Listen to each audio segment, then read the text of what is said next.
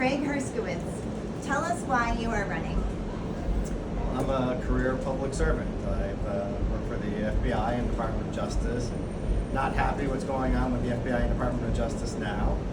And I was an assistant counsel to the governor during the COVID-19 pandemic, and I just really like helping people.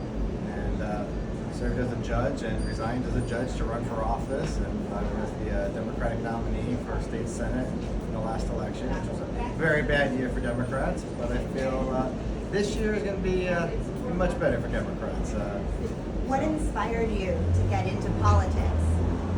Just the desire to help people, and it's very rewarding, very fulfilling. When I was working for the state, I was working crazy hours, but doing a lot of good things that helped a lot of people. Like I implemented telehealth, and we had co-pays for the vaccine, and provide tax relief for small businesses. So it was just very, very rewarding.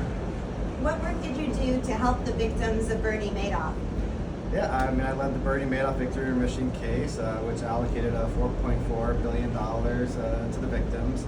I led a financial investigation into a terrorist organization that recovered millions of dollars that was used to compensate the victims of their atrocities.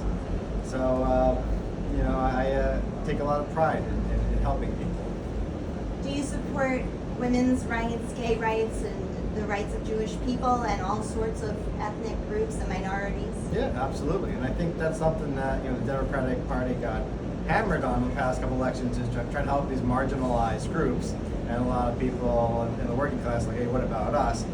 So we could still do what's right and help marginalized communities, but also focus more on the working class and making sure that everyone feels represented and heard.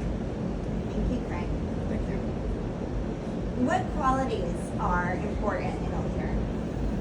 Honesty and integrity, and unfortunately, a lot of that is lacking right now. You see people with integrity losing their job. First from Liz Cheney, now to U.S. attorneys, and now Jim Comey, the former director of the FBI, being indicted, for refusing to bend the knee to this administration, and then all these independent agencies are now being filled with sycophants who are just blind loyal to the president and not doing what's right for the country, and trying to enrich themselves. And I do think it's going to be very difficult couple of years, but I think eventually those people will, they'll lose their bar license for the attorneys, and I think